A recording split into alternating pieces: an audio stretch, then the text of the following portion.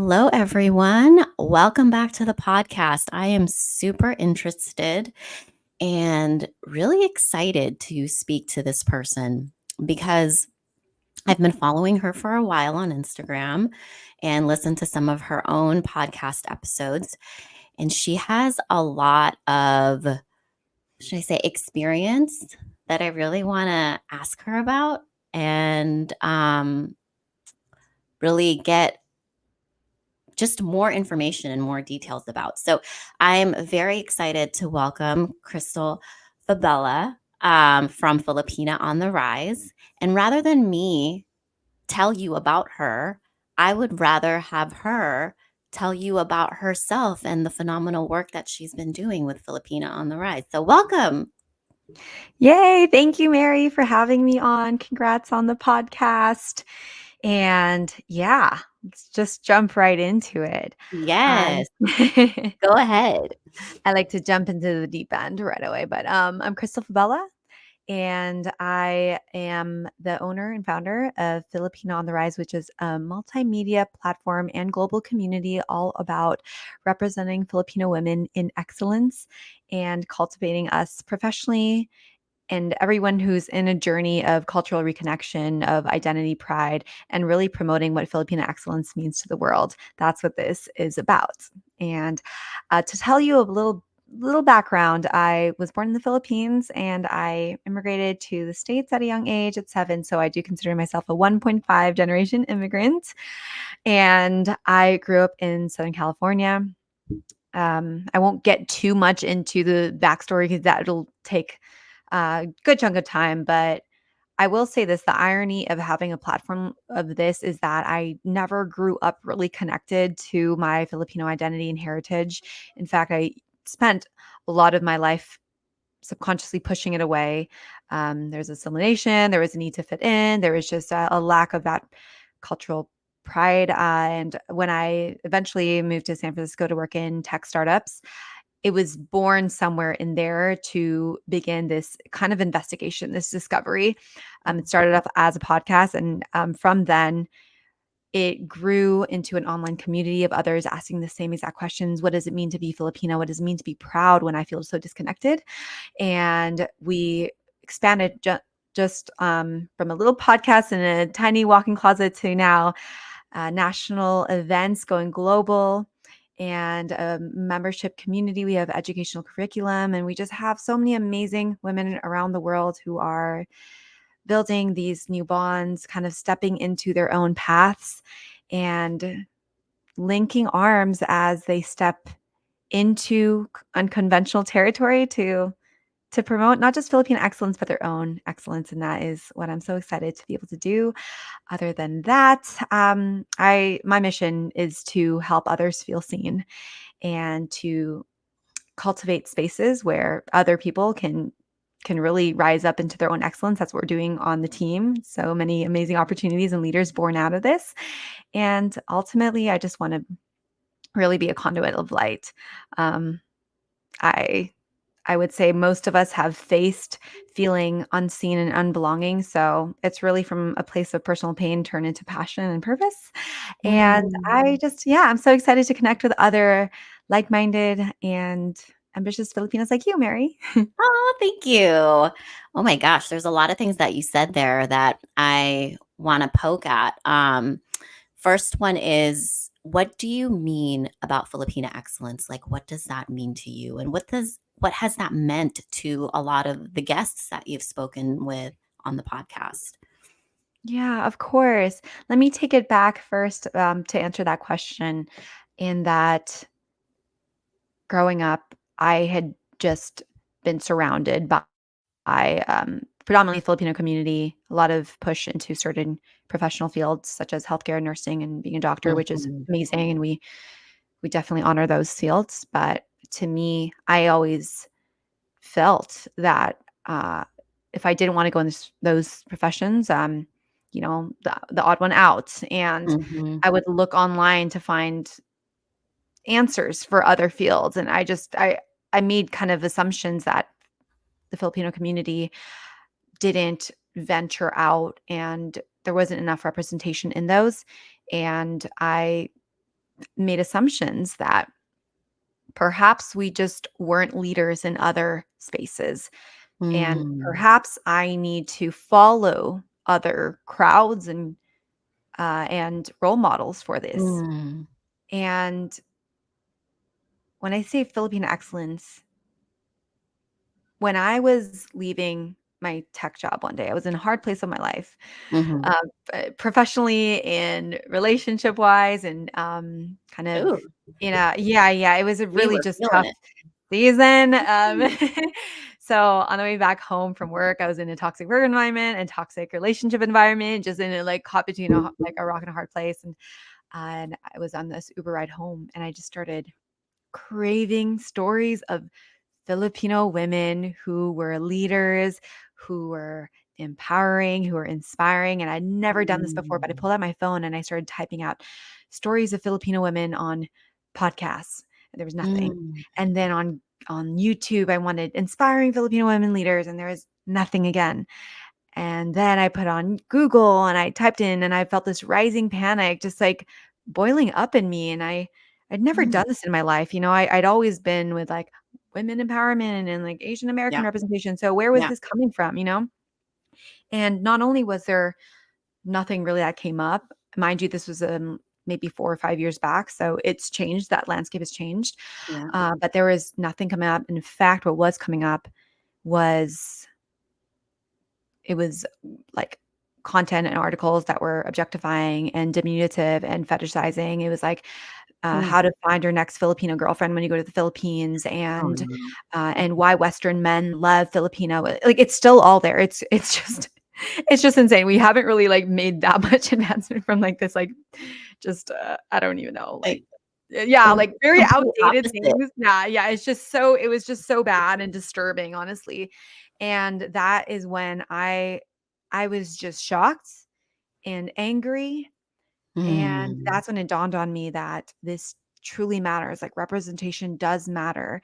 And that if you aren't telling your own stories, if you aren't representing your own narrative, someone is telling it for you, and your narrative Mhm. is being written for you. And this was what was coming up when you type in Filipino women. And that anger just kind of I felt like God just gifted me this like Mm. very clear mission of like Wow. if you're not finding it out there, this is your calling to look for it, to find the stories and tell them. I remember that it was like this, I'm going to find the stories. I know that there's other Filipino women out there. And so what I mean by Filipino excellence is in context of the lack of representation of excellence. And in that Mm. moment I was so on fire to prove to my not just the world, but to myself, like that this wasn't just what was left about us. And Mhm. I felt kind of like this almost um on offense. I was like going to war with this a little bit, and Yeah, yeah. I was gonna find I wanted to find CEOs and politicians and artists and authors, and I just wanted to show that there was Filipina excellence out there in these different industries to Mm. combat these really disturbing and diminishing and degrading Mhm. like media out there. Yeah. And from there, it was just by kind of stepping into that investigation via podcast Mm. and calling that I was able to, you know, pull the veil back and find um, dot dot dot. There was Yeah. much more and more, and yeah, that's how it all started. So now that have you tried to, like, type those same search words now, that Yeah. you typed in years before, and what do you get when you type them back in? So it's so I mean, when comes down to Google, right? So the SEO Yeah. is still, if you type in Filipino women, it will still pull up like dating websites, and so Mm. we're doing things. We're now working on SEO strategies That because is those things yeah, pull up because of ad dollars and industry money and all that stuff.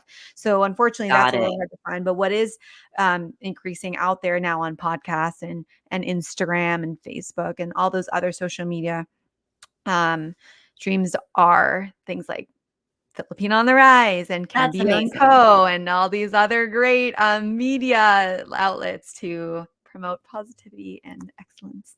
I love that. Thank you for sharing that story with me. And I'm I'm also really happy that you brought up this realization that you had about God making this perhaps a calling for you, because that's exactly what popped into my mind. I immediately thought of you getting that download from God when this all happened. And I love the fact that you answered that. Mm. And I also love I'm not sure if you're the one who coined this, but that term 1.5, Yeah. that 1.5 generation, because I've always felt that same way. I was born in the Philippines. My mom and I moved to be with my dad when I was 4 years old. So I wasn't born here, but I felt like I spent obviously the majority of my life here.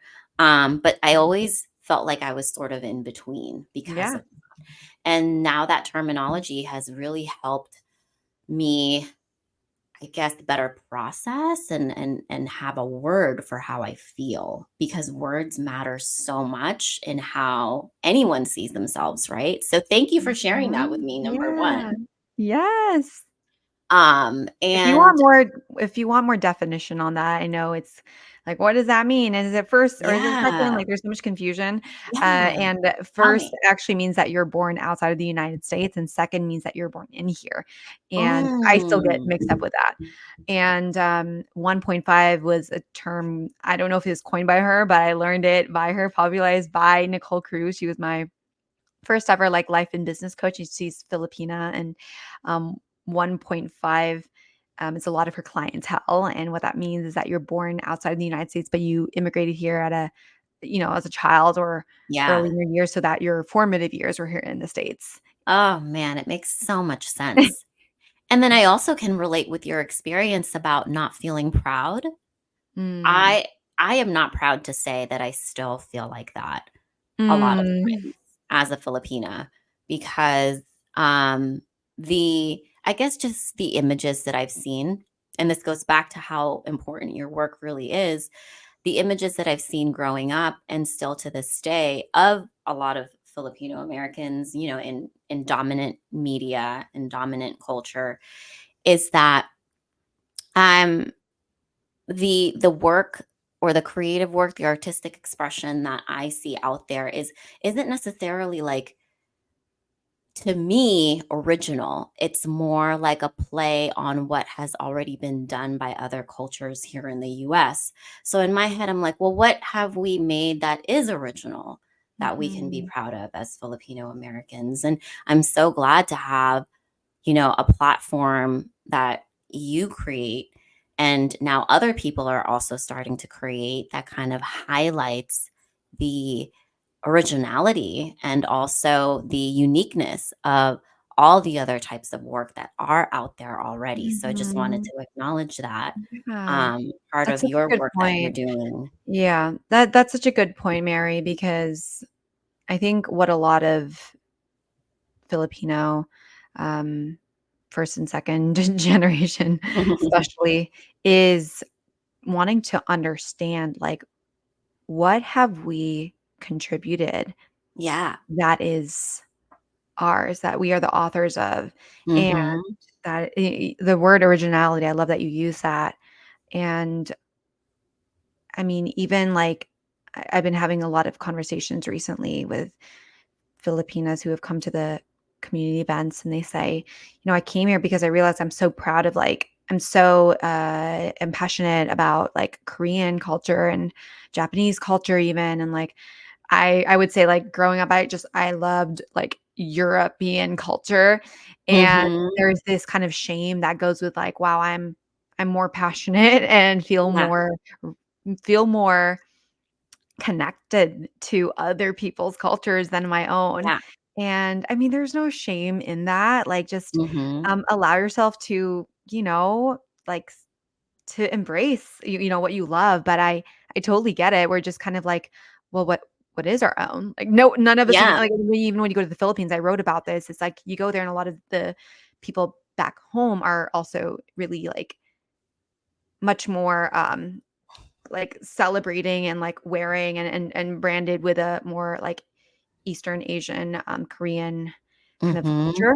Mhm. And we are starved and hungry to know what is born out of our blood Yeah. and our own beauty. And that's why I feel like a lot of people, what I've noticed from the past 4 years of tapping into what Filipino women are interested in learning about is like pre-colonial the Philippines. And what was one of our most popular episodes was about like what was womanhood pre-colonial Philippines like, and Mhm. just people who can one of our educational courses, the one that I've created, is about learning Filipino history through the lens of a historical revolutionary Filipino women, so that Mm. you actually know these are the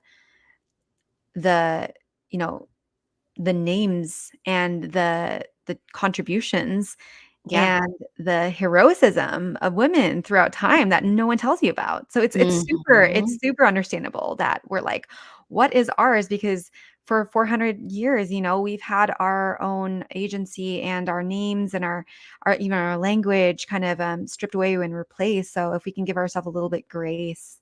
And I know I'm just talking about Filipino people, but I've learned that this is really relatable to other historically colonized cultures too, Yeah. whether like Latin American or in just other countries that can relate to this. And so it's across the board. And yeah. Mhm. Mhm. I totally agree. And it makes sense as you explained. So you have this course, which I think is most likely phenomenal. And I'm super interested in exploring it now that you've mentioned it. How do you go about educating yourself on these uh, topics? Yeah. Is it you study with people? What resources do you use? Tell us. Yeah, absolutely. So I started off with a really thick book called oh my gosh, I have the like the whole name of it because it's really dense, but it's a very credible academic and well, you know, documented book, A History of the Philippines, Yeah. by Louis Francia, and it's pretty Mm. dense. I started reading this um, the beginning of last year because I was getting ready for a trip to the Philippines, and my intention was to visit historical sites in the Philippines and make these connections and kind of like read it as I went. And I mean, it's a very comprehensive, Mm. very detailed book done by a venerated academic Mm. professor and researcher. That being said, what happened, Mary, was I got very overwhelmed. Like Mm. our history is just so layered, and I was reading it while I was like traveling in the Philippines and kind of like doing some interviews, and I got very overwhelmed and a little bit honestly discouraged because I was like, Mm. wow, the more you like uh, peel back our history, you're like, we were so oppressed, and like, Oh. but after that, I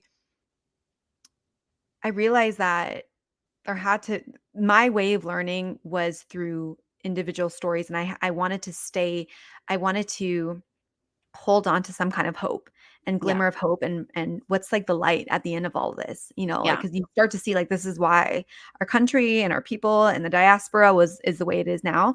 And Yeah. so what I would really recommend for anybody trying to learn, and it's really like there's so much pieces of information and articles out there, first of all, find credible resources and be careful who is writing them, because sometimes it's even in the lens of a more like Western approach, Yes. like showing how like the Philippines is in context to like American militarization. Like you don't really want that. You want Right. something that is more, centered on the dignity and the Yeah. identity of the Filipino people. Yes. And so that's why Louis Francia it's a great start of a book, and he also gives other Mm. resources. And then what I did is, because I learn through individual stories, I ask yourself like, what is my favorite way to learn, and go in that Mm. route. So I learned through individual stories.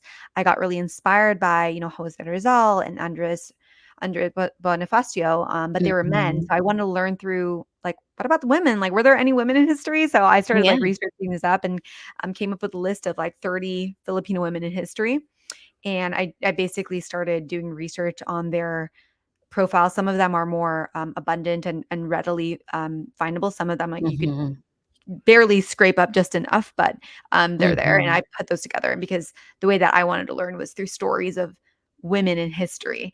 And Mhm. it's kind of cute because the way that we have it is like you, for example, have, let's say, Clemencia in from the 1920s, and you look up her, it shows her birth date and her different occupations and her what like where she grew up and what was happening in the world during that time. So you get a very like, do you remember the books American Girl? Yeah, I Yeah. So do. kind of like that, like think about how you learned about history just by getting into the very personal stories of these young girls Yes. and getting to have a landscape painted around them of what was happening historically, but it's through their stories. So that's kind of the approach of it. Oh, I love that. That's Yeah. so creative Yeah. and very, very smart too, because it is a lot easier for people to learn once they have a connection to a character. Yeah. And oh my God, it would be so cool for you to explore how to create like a Film. cartoon, yes, film using AI even because, Oh my there's a lot gosh. of technology out there. I My fiancé know. actually uses it. If you want, I'll definitely connect you 2 That would be together. so epic. Yes. That would be such a Yes. worthy use of this technology, of this of AI, like Yes, because he's working on something very similar, but for the Black community. Um, Wow. Wait, we should yes. connect. Oh my gosh, I all these know. ideas are just like fireworks exploding right now. This is yeah. I know. It's Yeah. it's so great. I think that you would get a lot of use out of that technology to kind of even make like even more content, short Yeah. form, long form, whatever it is that you're looking to do. Yeah. But yes, so I'll Yeah. make sure I connect you with him. Awesome. Thank you, Uh, Mary. And like I just have to ask also, like are you currently have your own like business and you've been I working in do. yeah, are you still in corporate? Are you in Yeah, good question. I am not in corporate right now. okay. I actually just launched a marketing agency. This is my second one. It's called Tasty Directives. Yeah. And we launched early in January. So we've been in operation just for a few months, but I've just felt lately that it's time.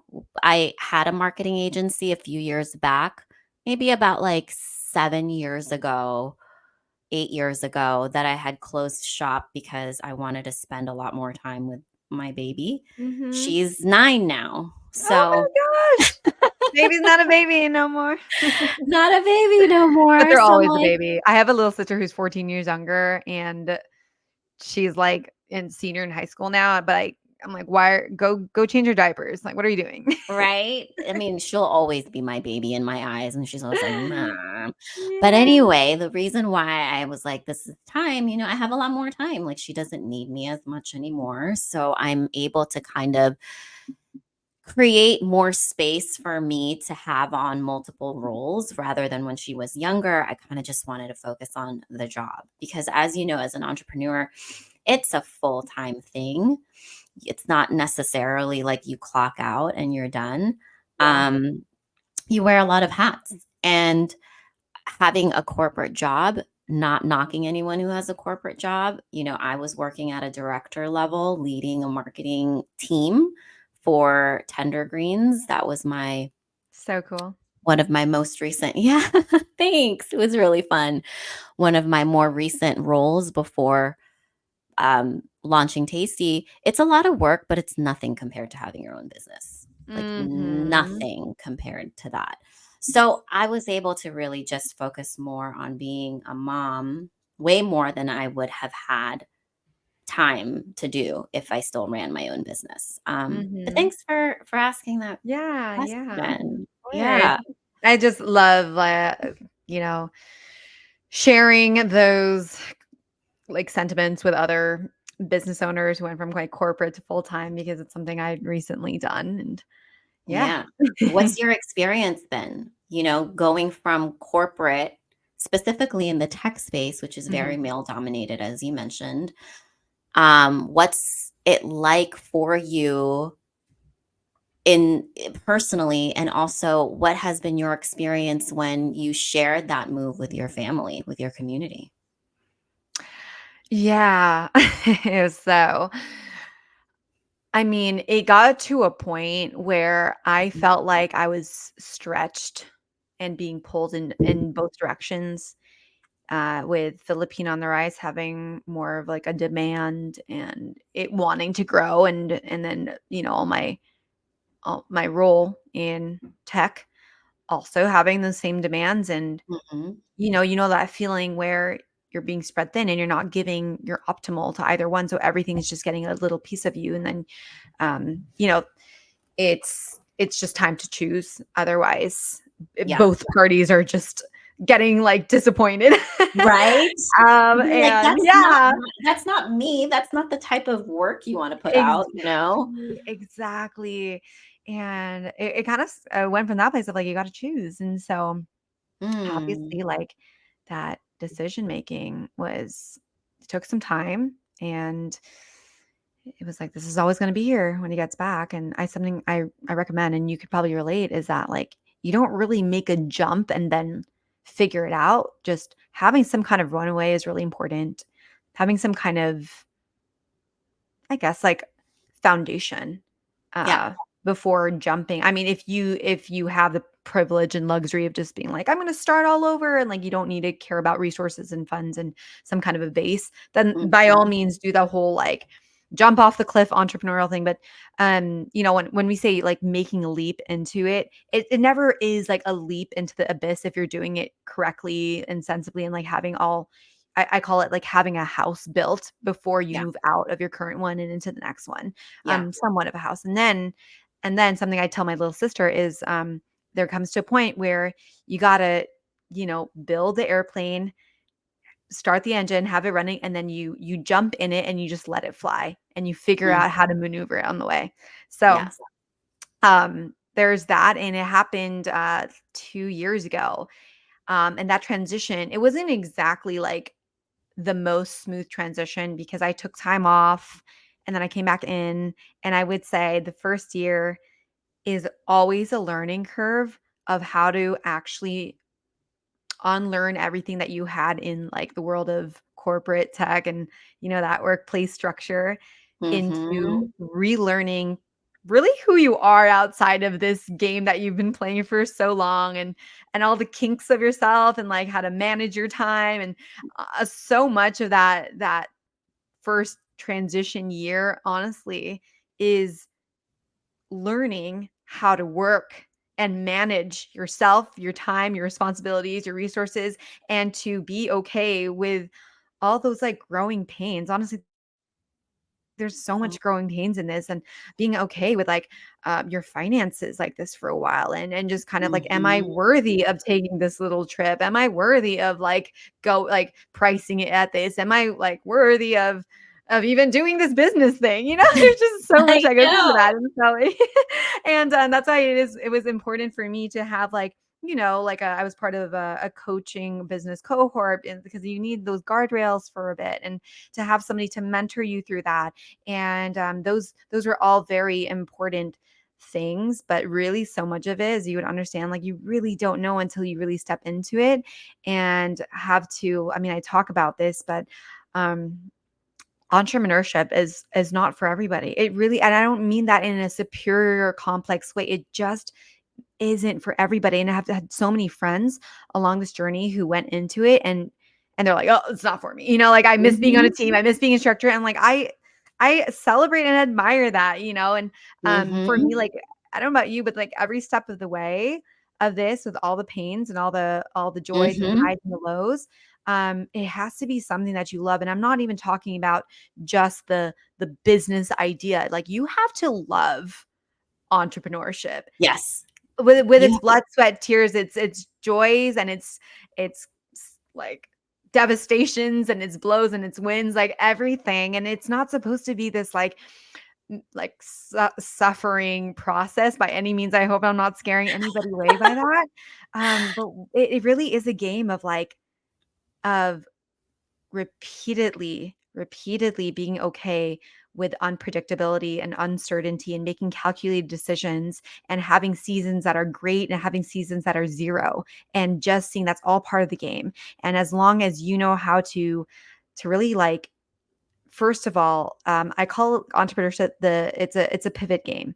It's just being able to produce products and pivot almost at a constant basis so that Mhm, you can get mhm, closer and closer to what it isn't, what it is.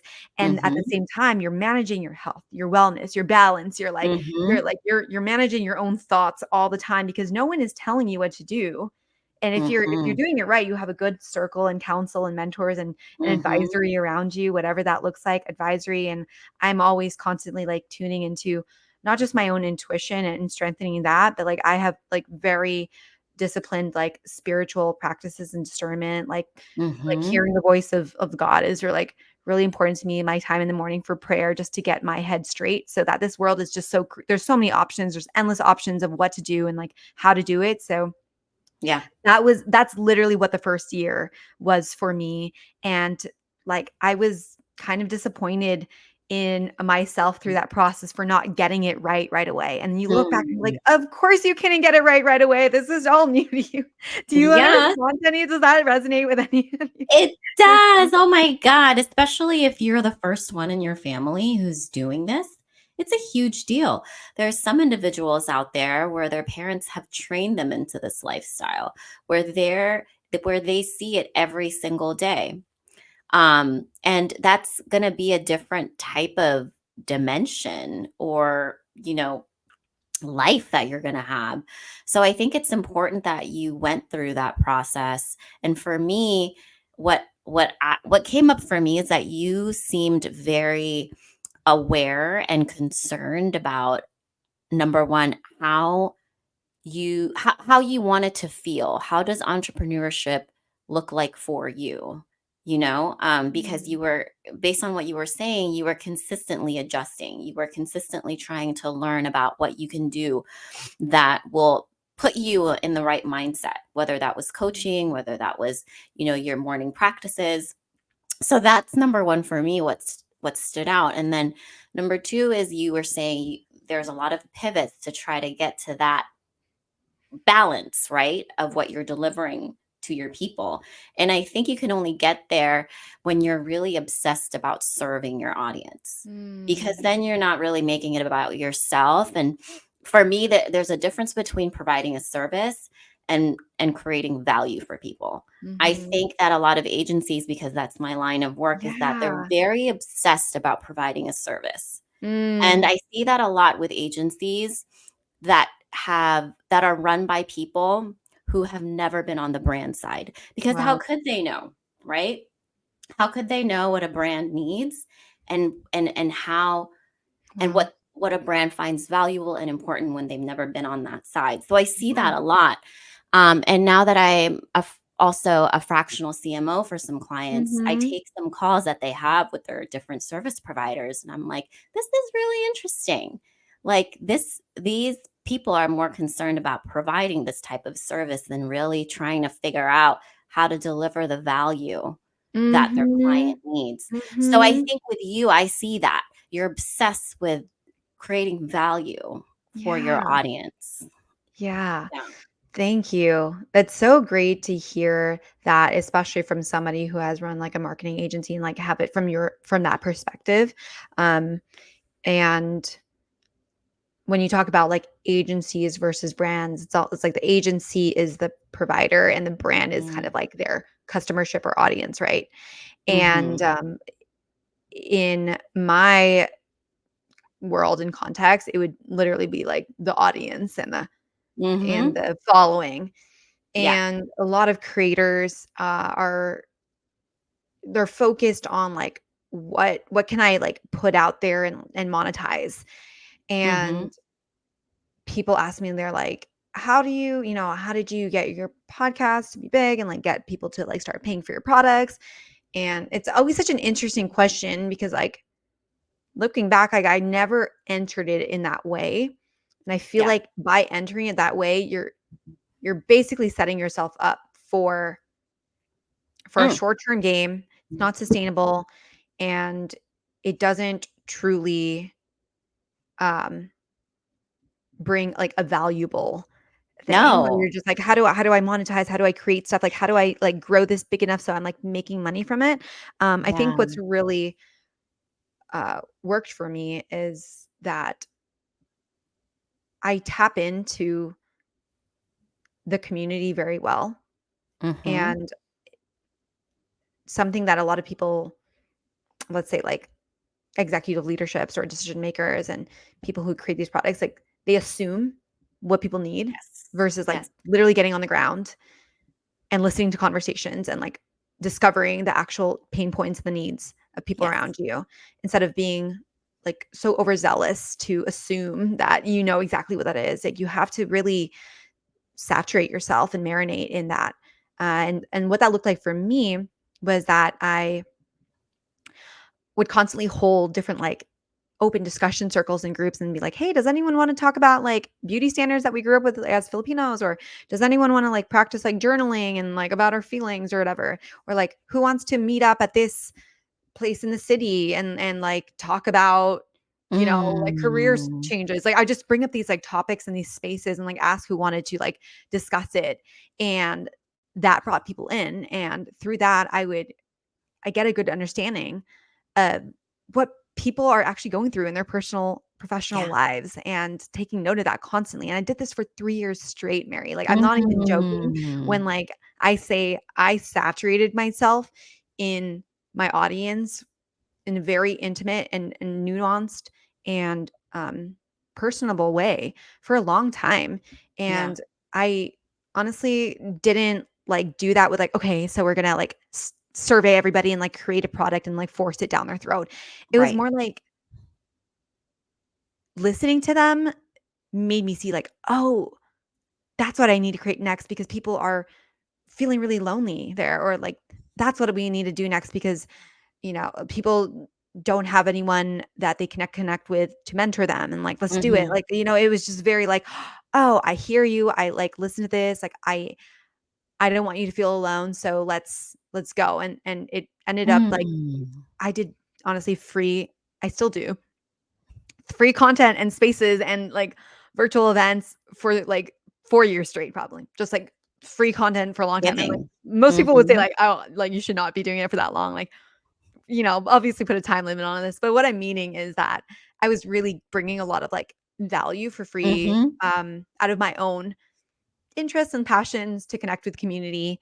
And by way of that, like what emerged was the product, was like Yeah. that. Yeah. The Yeah. services and offerings. And where we are now is we have our like membership and our curriculum and our events and our all our pop-up just like resources, and that's because of like constant contact and proximity and discussions and Mm. listening that we've been doing. Mm. So what tools did you use to get those questions out? Um, Yeah. I know this is going to be interesting for people who want to create a community like you have, but don't necessarily have the audience yet.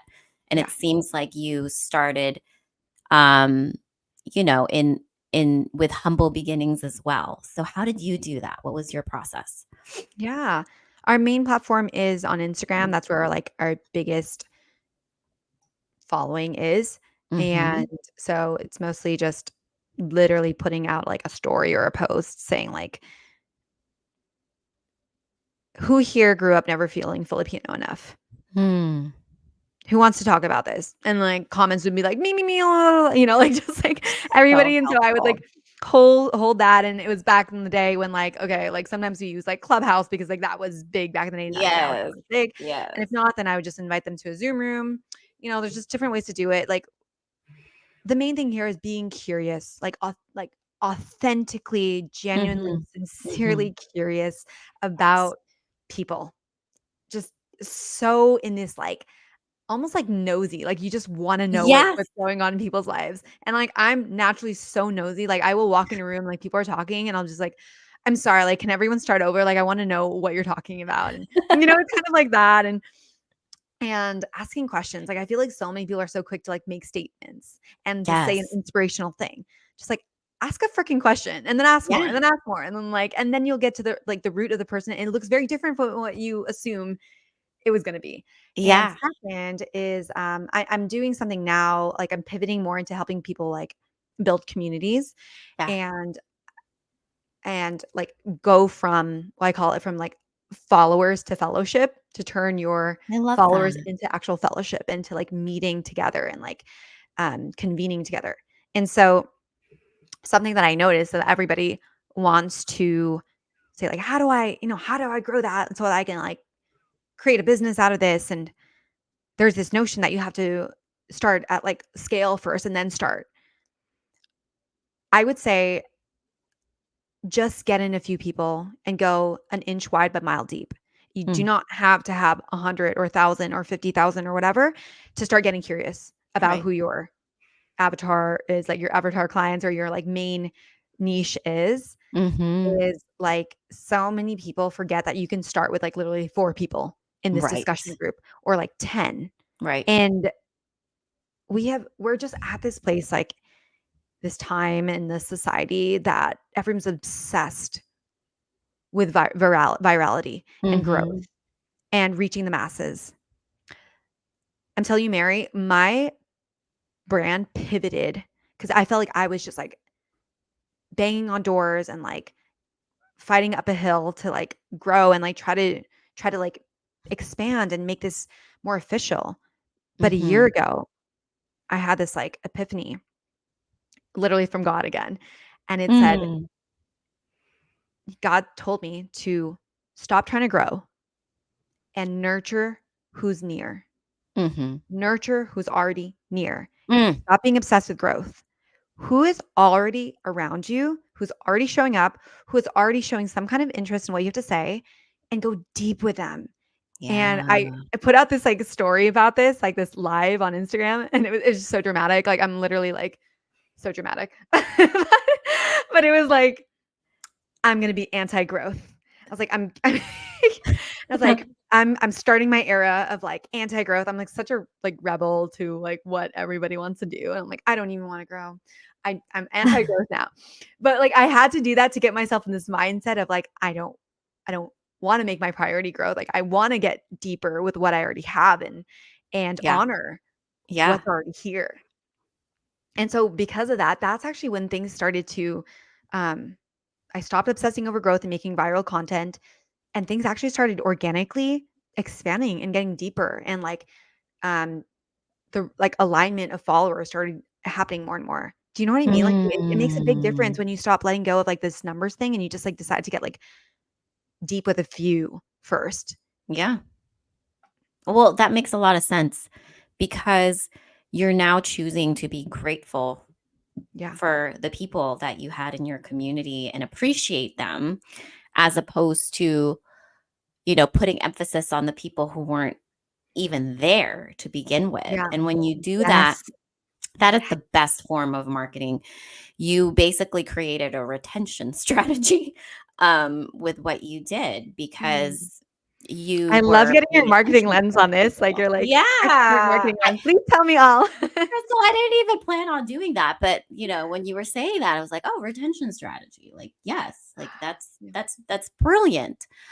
Because now those people are going to be like so with you, and they're going Mm. to bring other people to with them. So that is, the momentum Yeah. that you started. Oh, And yeah, so for sure that was from God because it was about his principles, which is yes. gratitude, right? Yes. Gratitude and So service, true. and you can't really go wrong with that. So true. So Yeah. true. I love that you mentioned gratitude because Mhm. we could be so consumed with like, I need more. I need more. It's like, Yes. why should I give you more if you can't even be appreciative of what's already here? Exactly. And you're not like stewarding these resources well and these people well, So I'm Yeah. big on being like, you know, being a steward of your gifts. Yeah. And I think there's like I don't know, like I'm not saying like everyone should like adhere to like, you know, faith and religious rules, but there is a principle in the Bible it's about like stewarding your gifts well. Like there's literally a story about that. And it's like whatever you're given, like can you steward those well? Mm-hmm. And right now I think I feel like every single person really has to stop and focus and see what their gifts actually are and Yeah. steward those well before craving more in this world and era of like more and more and more. It's like, have you stewarded well and finished strong what has been given to you? Right, Mm, right. And like you said, this isn't a Christian thing. Like if you look at different religions, different spiritual texts, this is all there. yeah. So this is a universal thing. This Yeah. is to me, the universe is just God. So I like to say this is like a God thing. It's not, you know, denominational or anything like Oh, that. yeah, But totally. you Universal get what you principles. give. Exactly. Like you get what Yeah. you give. If you're gonna give Yeah. care, then you're going to get people who care. So that's your internal journey, your experience. How did you or did you even um fill your family in, your parents in? Like how was that experience like with Yeah. this transition that you had? Yeah, yeah.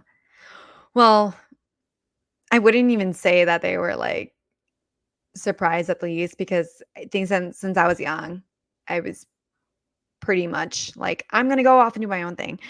And, yeah, like, Love it that. was, started at a young age that, like, I wanted to veer off the path, and I Where did started that off come college from? pre-med, but I switched. Pardon me? Where did that come from? I have no idea. It's honestly probably just, like, innate interest in other things, like, my one of my biggest values in Mm, life is wonder and curiosity and innovation, mm. and with that, of course, you're gonna be always, like, wondering and curious and trying to innovate things. Yeah. So so there's that, I think another piece is, my natural heart for, like, justice and representation and, equity and that kind of, that put me out of those career conventions immediately. Like, I just, like, I'm not Mm. gonna, like, thrive in my purpose if I'm in a hospital. Like, maybe Right. maybe you could, but that was just not my way. So, early on, like, I even remember when I was, like, 19 and I went backpacking by myself, in Europe for the first Mhm. time, and, like, my parents didn't even blink an eye. Like, you would think, like, your father would be like, "Oh, no, we're worried." They're just like, "Okay, well, good luck." So so it was just like I think that's always just been there. So by the time that like, you know, I was supposed to go into like law school and then Yeah. I like went off the opposite path because I just packed up my car and decided to drive up to San Francisco and throw myself in the middle of tech. Didn't know what that meant, but I'd figure it out. And like my parents literally had like a big goodbye brunch for me. They had no idea what I was doing. I didn't either, but they're just like, okay, like they prayed for me and they saw me off. And like, like looking back, I'm like, wow, my family just like didn't really care. But, it's just like I guess they just knew like, "Hey, she's beating her own drum, like, let's let her go." So, by the time, like, Yeah. made the switch, it wasn't, like, even like a, "Are you" like, there's no shame in it. There was just like, "All right, like, we'll pray for you, good luck." Like, they never really had, a hold on me since the beginning, and I'd been Mhm. lucky enough that there was no, like, shaming and Mhm. disappointment or just Mhm. pressuring, which I know a lot of people do face, and I really am Yeah. sympathetic towards that. And, I mean, I got it all too. Like, you should I call it the Filipino formula. I made a video about this, but the Filipino formula is like you should go into school first and then like nursing and Yeah. healthcare, like make that money, get stable, and then 10 or 15 years later, maybe you can pursue your passions and your other, explore other careers because, that is born out of like maybe an immigrant mindset of security and safety. And like we understand Mhm. that. But like I was fed Mhm. the Filipino formula too, of like my parents saying, like, you should explore like, I mean, get stable in like healthcare first and then go that way. And Mhm. while they did recommend that to me, like early on, my mom actually was the one because I would watch her coming home every day from work, like really tired and just feeling really suppressed, career fulfillment wise in the Mm, clinical lab that she worked in. And she would always say to me, like, my parents, when you came from the Philippines, they lost their doctor's licenses. And so they had to mm, start all over, and still work in the hospital now, but never got to it. And so there was that, we understand that pressure to like mhm. you pass the baton and go forward.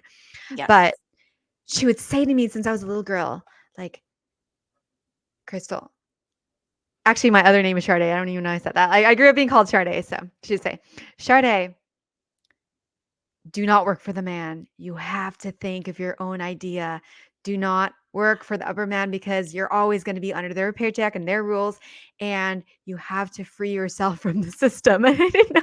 I just, Wow. all these terms that she doesn't realize is it's like, oh, you were talking about like, getting out of survival mode into like surviving to thriving and abundance and like being your own boss and like entrepreneurship. And like she didn't have those terms before, but she was No. implanting those in me. Like, you don't want to be trapped in this rat race and this cycle. She always say, you have to think of your own idea and you just got to Yeah. make money from it. And I'm like, all right, mom. I took her very seriously. So here I am. So it's so interesting because like I think in there it was so subliminal, but the seeds were planted because of that. Yes, she was giving you the code for sure. Yeah, yes. And She I feel like our parents, we don't give them enough credit for like we always say like, oh, they just wanted us to stay stable and in a box and whatever. But I think like deep down inside, they're like, like free yourself. Like Mhm. we want a better life for you. Like get out of Mhm. the trap or something. And they just don't know they don't know how to say it and how they're doing it. I don't know how your parents were, Mary, but I'm just very curious. Yeah, well, my parents were sort of similar to yours in a sense where they wanted me to have a stable life. So they were like, "Yeah, be an accountant like your uncle, or maybe you can go into nursing because that's what they had the capacity for." You know what I mean? Till this day, I don't think my parents really understand what I do, which is hilarious. Yeah. Till this day. Wait, I love asking Um, this question. Can I ask it really quick? yeah, yeah, go ahead. Mary, how do you explain to your Lola what you do? Oh my god. Or some kind of elderly. I think I would say I help businesses talk to their customers. That's Ah, all I would Mary, do say. you even make money for that? How do you do Oh it? my god. Yes, Lola. I make a lot of money from it. And because they make a lot of money from it, so I make a lot of money from it. So the customers, Simple what does math. that mean? Like someone who walks in the store and they like pay over the counter? No, kind of, sort of. Okay. Basically, should I keep going? I don't know. I'm just curious. I want to see how you answer this. Well, it's sort of like that. The more people I get coming to their counter to pay, the more I get paid. So, that's how it works. Yeah. Okay. Okay. Did you eat yet? Yes, I did. Opo, opo. Okay. There you go. Because I get the question all the time. They're like, now, like my family and relatives, like because it's like grown a little significantly um more credible, and reputable. Like in the beginning, they just didn't get it, and now they're like, oh, you have that radio thing or that show, that's what they can do. Like, oh yeah, I didn't get it, yeah. And then like now my dad, he can actually like tell people fully what it is more and like promote it. And it's so like nice to see the evolution of that. But I I think you love asked a question in one of that. the prep questions, like we feel the significant pressure to like make it to the very top Yes, to talk kind about of that. like, like justify and credify like our decisions. And that's so real. Like that pressure to be like, it has to be the very top and to get some kind of like legitimacy for our from our community.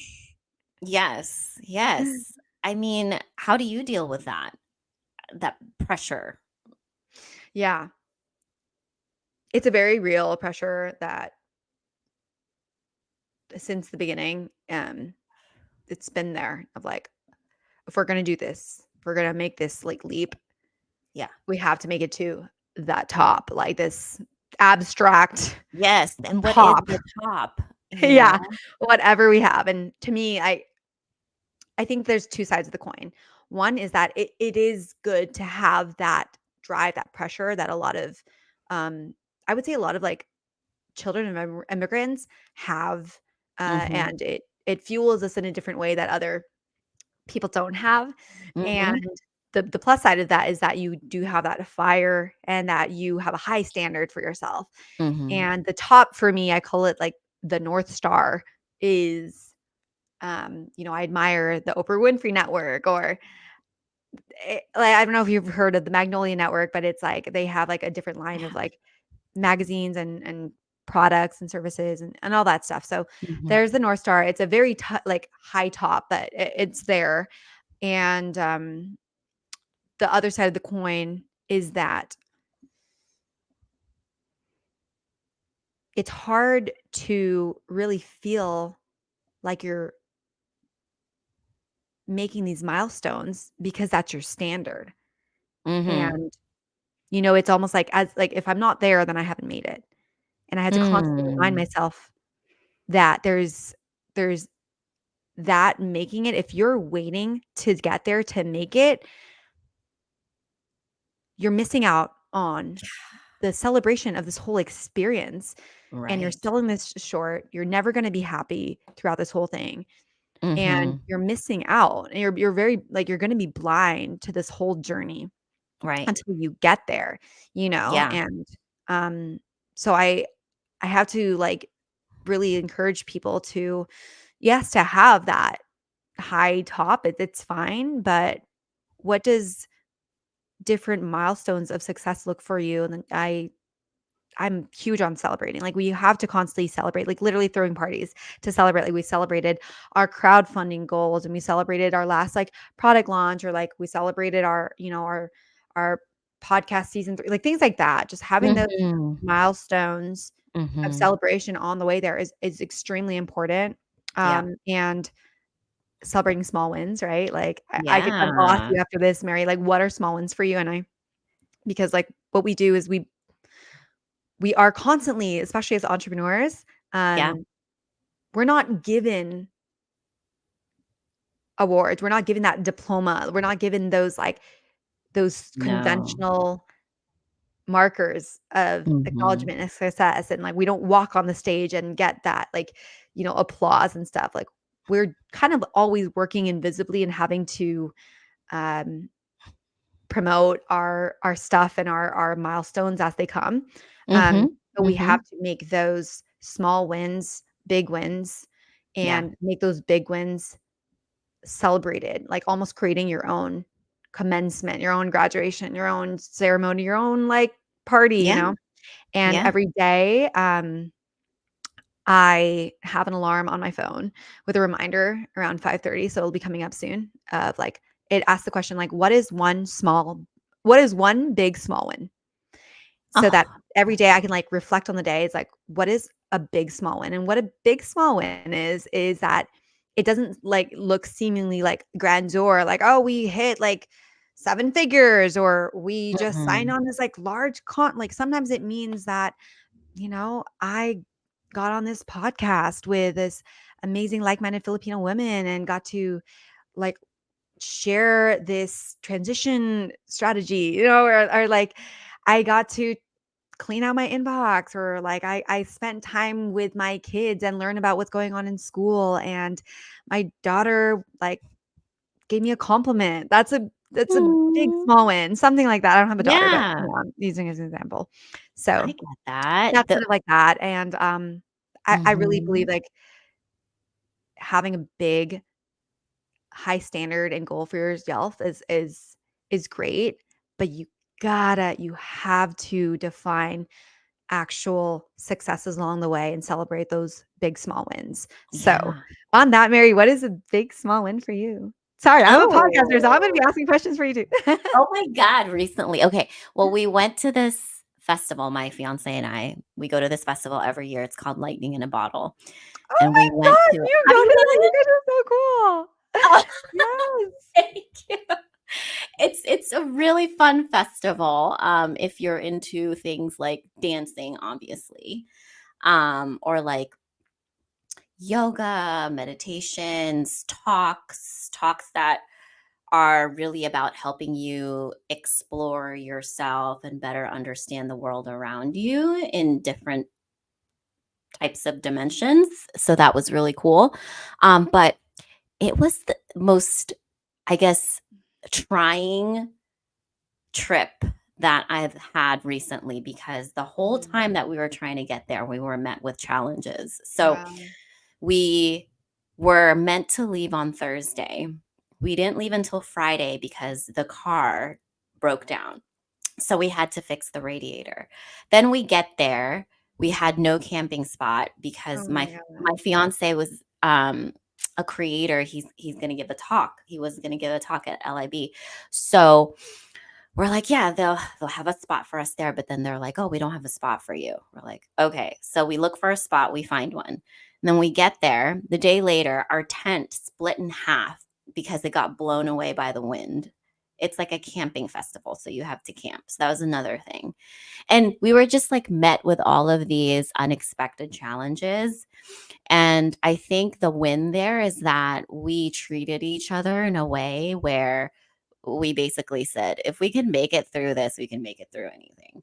Um, and some of that is comedic, but also a lot of it was like us reflecting on our relationship over the years of how far we've come to be able to deal with those setbacks and still be able to find the humor and the things that we can still be grateful for. The fact that Mhm. we got this free trip to Lightning in a Bottle, the fact that we have the resources and the funds to get our car fixed in such quick notice, the fact that we were able to meet these people at the festival who basically helped support us when I couldn't find my ID to buy a beverage, and this Yeah. guy gave me like a free beer. He's like, "Don't worry about it." And then this one Aw. girl like, saved a spot for me at the restroom and she helped me get toilet paper. Like Mhm. these funny little things. I'm like, "Oh my god, this keeps happening." Or, Mhm. people buying me a meal. I'm like, "This is amazing." So it was sort of like a really great test from I think from God to be like, okay, let's see what we've Yeah. learned over the years being individually and also together. And we just came out of the festival really um more connected. So Yeah. I think that's a Oh, big that's so little good. win. Multiple big small wins. Yeah. Yeah, and, the fact that, like, when things like that happen, when, like, adversity or just negative situations happen, like, it provides all these openings for, like, other people to show up in these, like, miraculous, like, magical ways, and, like, Mhm.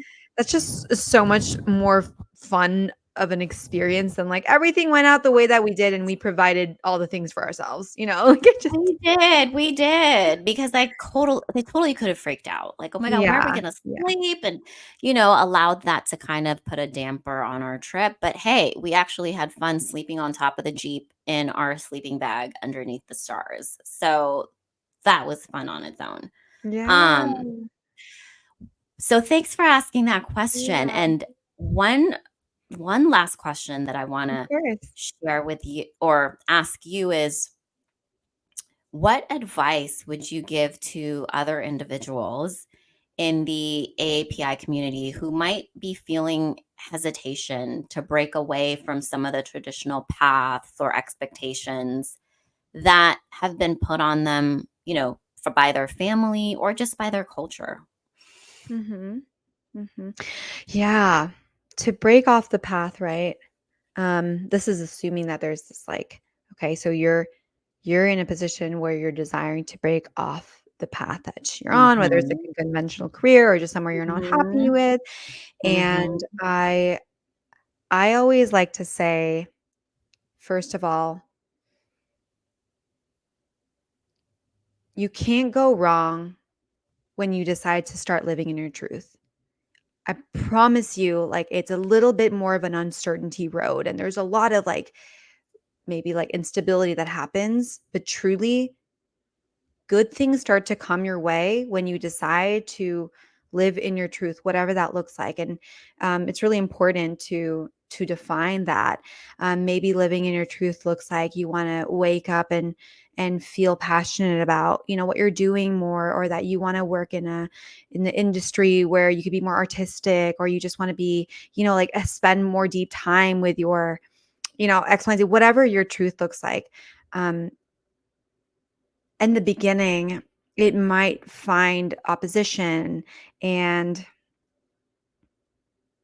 and certain parts that seem secure might be insecure for a bit, but really have that trust that living in your truth Mm-hmm. means that life will start to bring those answers your way. Like, you don't have to Mm. figure it out. And I would also recommend, on the more practical and concrete level, is that if you want to venture off, it's really important that you don't sit there and like think like, how can I venture off, and like, what do I create at, like, what Right. new thing do I start, and what do I just like jump off, you know, into the abyss, Mm-hmm. and do what you're already doing and start something on the side as a passion project, as a hobby. Just start doing what I always like. I told this to my little sister, actually, because she's like gonna be a senior, and she's like, I want to be like a entrepreneur, business owner, like you. And I say, um, just take away those terms. Don't even use those words. Like, don't Mm-hmm. use those like things like business owner and like start something in my career. Like, take that off and ask yourself, what problems do I really like to solve? What's really interesting to me? What do I want to investigate? How do I like to help people? Ask those simple Mm-hmm. questions. Don't even put the labels on it anymore. Mm-hmm. Because by answering those questions, then you can start doing them on the side. Like, oh, I really like to gather people and like throw parties where like women feel like strong and beautiful. And so do that. Like, yeah, like, don't even make it about your like job change or whatever. Like, start doing something that you would naturally already like be interested in doing for yourself and for other people, and just Mm-hmm. start doing this so you can get a good feel for that, for your potential audience, for what you are, your skill sets align, you know.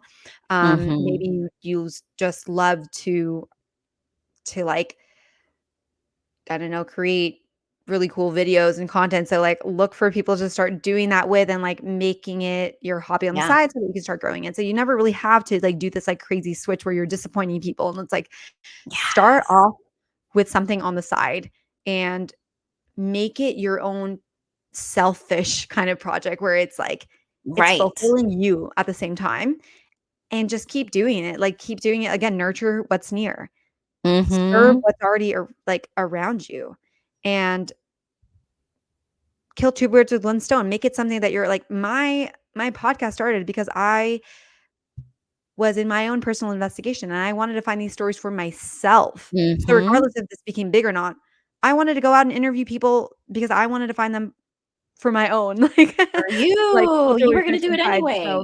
yeah, like, Yeah. on the practical level, just don't put so much pressure on it being this, like, big career pivot and switch. Start something Right. outside, nurture what's near, and live in your truth, and I promise you the path will start to provide for you too. Ah, that's the perfect way to end this. Thank you so much for that advice.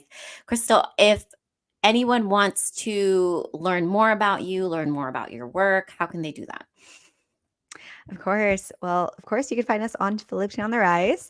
This is on Instagram and our website and podcasts. And mostly our Instagram and our newsletter is where we send out the most updates.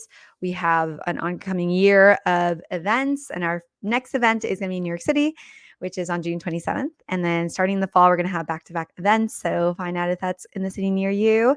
And also, you can join our membership community where we meet weekly. I have workshops and discussion circles and just like peer-to-peer mentorship, friendships, meetups happening. Then you can also find that. It's called the Filipina Soul Sisterhood. And then also, if you just want to connect with me on LinkedIn, I'm Krystl Fabella. I'd love to connect with like-minded, ambitious, just curious, entrepreneurial, creative individuals and have expansive talks about that. So I'm so thankful to be on this podcast. Mary, thank you so much. And this has just been so much fun. Oh, thank you. It's been such a really great time talking to you and learning about you, learning from you. So thank you for giving me that time to speak with you. Of And course. thank you all for listening. We'll see you next time. See ya. Bye. Bye.